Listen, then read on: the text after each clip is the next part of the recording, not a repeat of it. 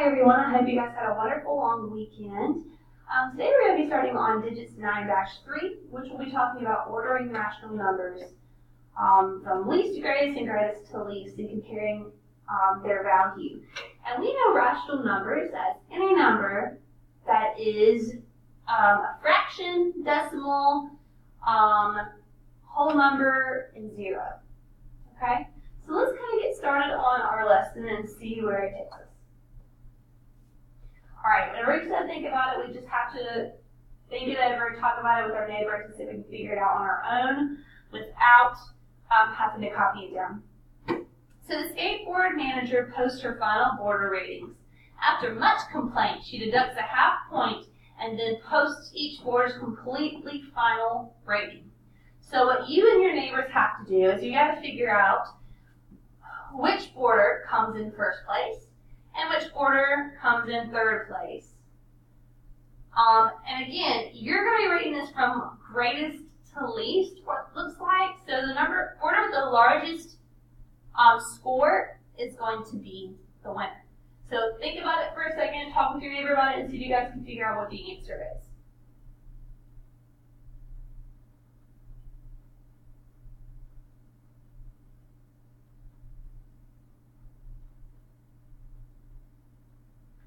Alright, if you need to pause it to give it a little more time, you can. So when you're comparing the border scores, if it were me, I'll put it on a number line. Okay? Put my 0 here. -1, -2, -3. Alright, so when I'm looking at numbers on a number line, whether they are rational numbers or integers, we know that the further left the number is on a number line, the smaller the value of the number. Okay? So if border 1 has -2.5, they're going to be about right here. Border 2 has -0 5/10, so border 2 is going to be about right here. And then last we have border 3, which is -1 5/10. Border 3 is going to be about right here. Okay? Now notice that we're putting dots in between the number lines. Keep in mind that this is -1 and this is -2. Since it has a half value after each whole integer, you're going to be in between the two lines. Alright? Now, what you have to figure out is which number is the furthest right, which number has the greatest value. Okay, I like to think about it like this. Would you rather have -2.5 or -0.5? Will be easier to make up. Now, I hope you know that -0.5 will be a little bit easier. Border 2 came in first place because they are the highest score, even though all the scores seem a little bit low. Okay, border 3 is at -1.5. And then border 1 is at -2.5. They must have really made the manager angry or something. The scores are looking pretty rough. Alright, so when you finish figuring this one out, which we just did that together, let's go ahead and move on to the rest of the video. Copy this down into your notebook. This is just a little reminder of how numbers work on a number line. Further left, smaller the number. Further right, larger the value. Okay, copy down everything you see here. It's not very much, it's like 4 short little sentences and a number line. Okay? When you finish copying this down, push play and watch the rest of the video.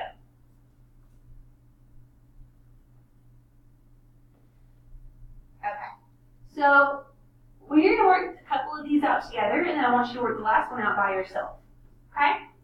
We have a list of numbers. We have -5, 2 and 1/10, 0 and 75/100, and -1/2.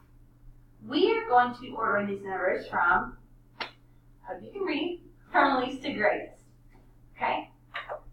So you can make a number line, or you can just kind of look at this problem and use the best sense you have when you're comparing numbers.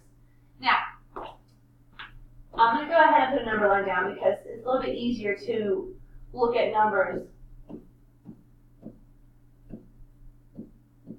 when you have something to compare them to. Okay? I'm going to start with my negatives because I know that negative numbers are going to be smaller than positive numbers, whether it's a positive fraction or a positive whole number. Any negatives are going to be a little bit smaller. So I'm going to look at my negative 1/2 and my negative 5. What I have seen a lot of is people will think, okay, negative 5 is bigger than negative 1/2, so negative 5 is bigger. That's not the case. When it's asking how, which is the least versus the greatest, you have to figure out how far left or how far right each number is from 0. Okay? So negative 5 is going to be 1, 2, 3, 4, 5. And negative 1/2, well, there's no whole number in 1/2. So you're not going to go to 1. You're going to go about right here. Which number is further left on the number line? All right, that's what you're going to be asking yourself. So negative 5 is your smallest value. Okay? And then again, since we're talking about negative numbers, negative 1/2 will be next. All right, now we got those two out of the way. Now we're going to be comparing 0 and 75/100ths and 2.1. Well, let's go ahead and put numbers on there. Let's look at 0 and 75/100ths. There is no whole number for 0 and 75/100ths, so we're not going to pass a 1. 0 and 75/100ths is about right here. It's about 2/3 of the way through. Okay? Our next value is 2.1, or 2 1/10. So you start at your 0 and you pass two numbers. Oh my gosh, my buttons don't work. There it goes. 1, 2, and then you got to go 1/10 of the way, so it's like right here. Okay? Which number is further right or further left? We know that further left means smaller. So 0 and 75/100ths will be the next smallest number. And then 2 and 1/10 would be the largest value of those four options. Okay? We didn't have to convert any of those. We just kind of used our common sense to kind of work through that. But the next list of numbers is going to be a little bit more difficult. Solve and copy into your notebook. So we have 6.8, negative 3, negative 15/7, and negative 22/100. But we're going to be going from greatest to least. So our least is going to be up here. And our greatest is going to be down here.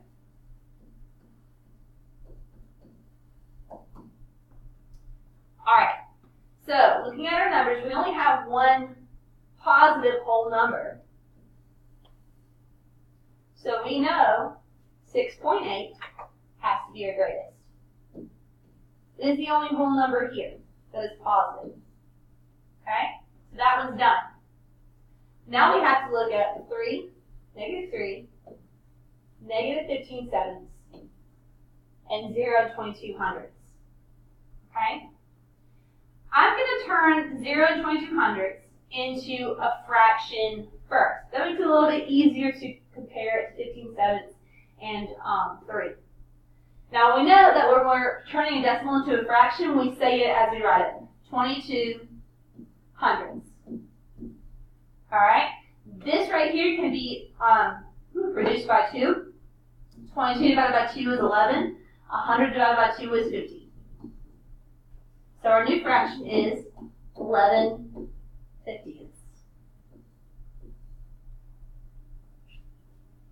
me erase this little arrow.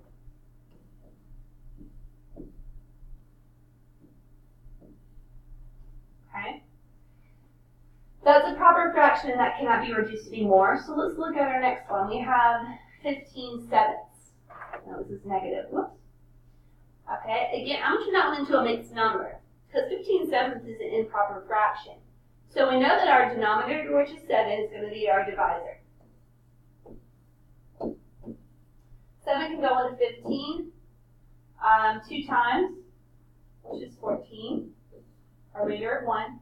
So whenever we're turning a number into a fraction into a mixed number, your top is going to be your whole number, so 2. Your remainder is going to be your top fraction, and then your divisor is going to be your denominator. Alright, and we know that negative 3 is going to be just negative 3. So let's compare those 3 values. On a number line, and this is going to be backwards a little bit, but I'll put a regular number line up.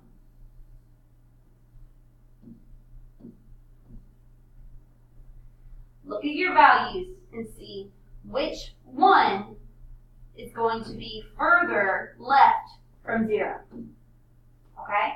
So let's start with 3, or negative 3, excuse me. You're going to be passing 1, 2, 3 holes. For the next one, we have 2 and 1/7. That one is going to be passing 2 holes and a little part, which is about right here.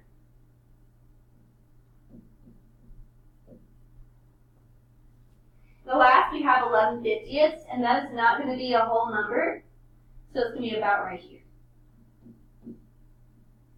Okay, so think you cut a pizza up into 50 tiny little slices, and you only eat 11 of those tiny slices. You don't have a whole, no matter how big the fraction is. Okay? So, which number has the greatest value, which means which one is to the right? Well, as you can see, 0 and 22/100ths, which is also negative 11/50ths, is further right. So that one's done. Next, we're comparing negative 3 and negative 2 and 1/7, or negative 15/7. So, again, as you can see, negative 15/7 is further right. And then last, we have negative 3. Okay? I would keep this in your notebook, guys, because the next part you're going to be doing by yourself. Alright, when you finish it, you need to show your teacher your answers and see what she thinks about it, okay? Oops. Alright, so the table shows possible elevations expressed as rational numbers relative to sea level of the 4 oceans. Order those animals swimming at deeper than 1 kilometer. Look, guys, deeper than 1 kilometer from least depth to the greatest depth. So you're only looking at numbers that are larger than 1 kilometer from the surface, and you're listing it from least to greatest. So basically 2 numbers. Alright, so as you can see, the only 2 fish that are deeper than 1 kilometer from the surface would be the gulper eel and the fanfin anglerfish. Now the directions say that you're going to be going from least depth to the greatest depth according to those 2 numbers. Now, talking about depth, you want to have a vertical number line. Here's your surface of the water, which is also at 0. Alright, negative 1.19 versus negative 2 and 1/4. Which one's going to be further from the surface? Which one's going to be closer to the surface? So since you're listing it from least depth to greatest depth, your least depth is going to be 1 and 1/9. Okay, you're only going down 1 kilometer, 0.19, and then you have 2 and 1/4. Alright, this next part you're on your own. Make sure do the directions carefully. Here you go. So you're going to be using the table to order those animals that are swimming at a depth that is less than 1 kilometer from greatest to least. So you need to find your animals that are less than 1 kilometer and go from greatest to least. Make your vertical number line and figure it out. Okay, I'm going to skip past the next couple of pages because I want you to focus on our close and check question. How can you interpret the order of rational numbers in real-world situations? Think about this question. I want you to answer it on your flashcard and turn it in as an exit slip. Have a great day.